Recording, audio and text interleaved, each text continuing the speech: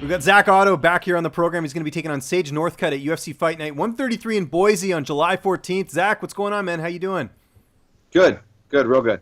Awesome. And I bet you're doing good because this is a pretty notable fight for you, fighting Sage Northcutt. Were you surprised to get this fight? Yeah, it was. He's been down at 155 for a while. Didn't even think it would be an option, but he decided to come up to 170, and I got the fight. So manager called me, and I was like, "This is at 170, right? Because there's no way I can make 155." And he's like, "Yeah, yeah, he's coming up to 170." So, yeah, here we go. How much do you think of his success has been with the fact that at 55 he had that size advantage, and when he moves up to 70, he's not going to have that? Yeah, on paper, it doesn't look like he's had the greatest success at 170. It looks like he's been doing pretty decent down at 155. But maybe with his style, maybe he just likes to be the quicker guy out there. Maybe he's a young guy. Maybe as he's growing, growing into the weight class as he gets older, who knows what's going on there. But he's coming back up to 170 again, and I'll be happy to welcome. And how do you feel like you match up against him here? I mean, if we look at this fight on paper, experience is definitely on your side in this one. How do you feel like you sort of square off against him in this? Yeah, I love it. Experience. I think wherever the fight goes, I feel comfortable on the feet, grappling. I just love the matchup. So I really don't know where he can beat me unless he catches me with something.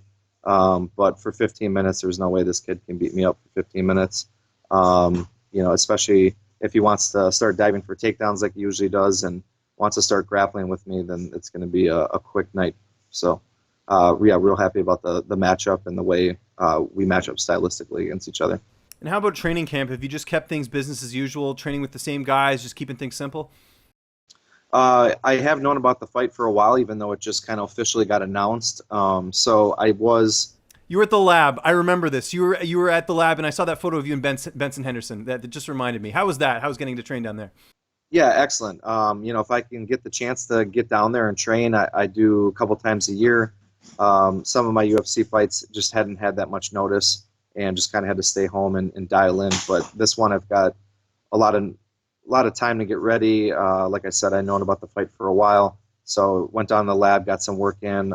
Yeah, especially with Ben and Coach Crouch is just an awesome coach. So that's usually where I tend to go these days when I want to do a little bit of cross training. What's the connection there? How did you end up getting to train down there? I had a friend that went down there. I was when I was coming up as a early pro and as an amateur, I would travel to train quite a bit. I've been to a lot of different gyms, and I had a friend that was going down there to get some training, and he really liked it. Thought that it would be a good fit for me if I ever wanted to check that gym out.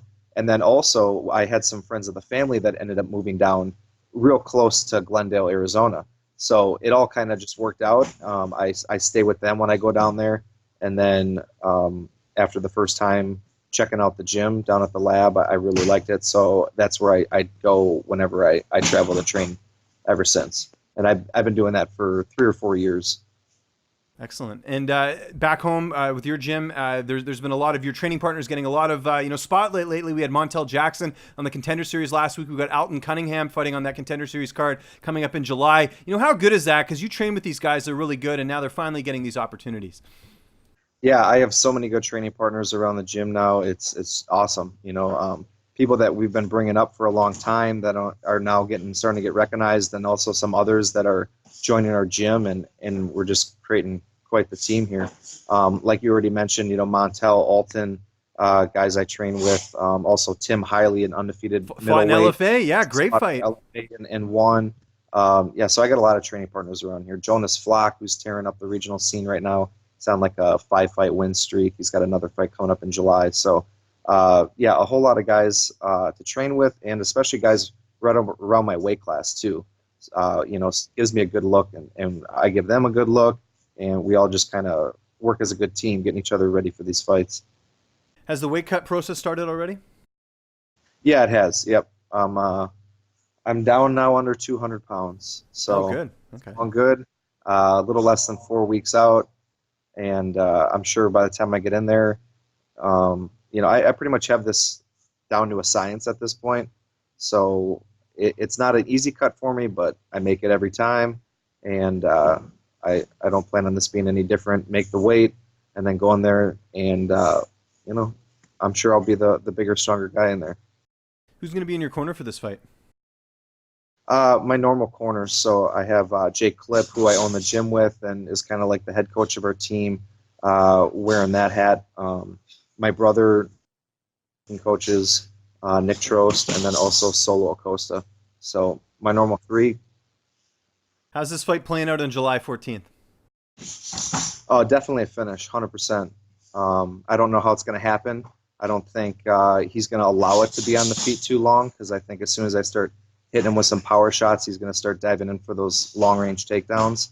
And if we happen to get into some grappling exchanges, then it's going to be a early night for him. And where do you feel like a win over Sage Northcutt puts you in the division? He's been floating back and forth between 55 and 70, and he really hasn't been. He's fighting all bottom of the roster guys at 155, even if he's winning and barely winning. I don't think it really moves me up the ladder too much, but hopefully it gets me some more recognition and gets me another finish.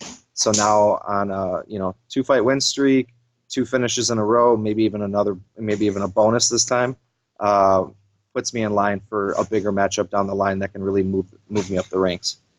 Last time we talked, you were watching The Bachelor because your significant other had wanted to watch it, and you were just kind of going with the flow. What are you watching on TV right now? What's getting you through training camp? I started watching, and I'm pretty into it right now. Is the show Impractical Jokers? Okay, nice. Yeah. So I really like improv stuff, and just on the fly. These guys are joking around with people that don't know what's going on out in the public, and I just think it's hilarious. So I've been watching that at night when I'm done training, and kind of like bringing myself down from the day and getting ready for bed. That's what I like to watch. Well, this fight's definitely no joke. This is going to be an awesome matchup. It's coming up here July 14th. It's UFC Fight Night 133. Zach, it's always good talking to you, man. Just remind people where they can get a hold of you on social media, and if you have any sponsors or shout-outs, the floor is yours. Please follow me on social media. I'm on Facebook and Instagram just under my name, Zak Ottow, and on Twitter under the handle @TheBarbarianMMA. And then just shout out to my sponsors, Combat Corner, local business here in Milwaukee, actually, and they're really making their mark on the MMA world as far as providing all the gear and apparel and stuff like that you need for MMA training. So just throwing a shout out to them. And also MedTerra, the CBD oil company that I've been using, and it's really been helping me out a lot with pain relief and anti-inflammation and stuff. So give a shout out to those 2 sponsors, and please tune in on July 14th. It's going to be an exciting fight.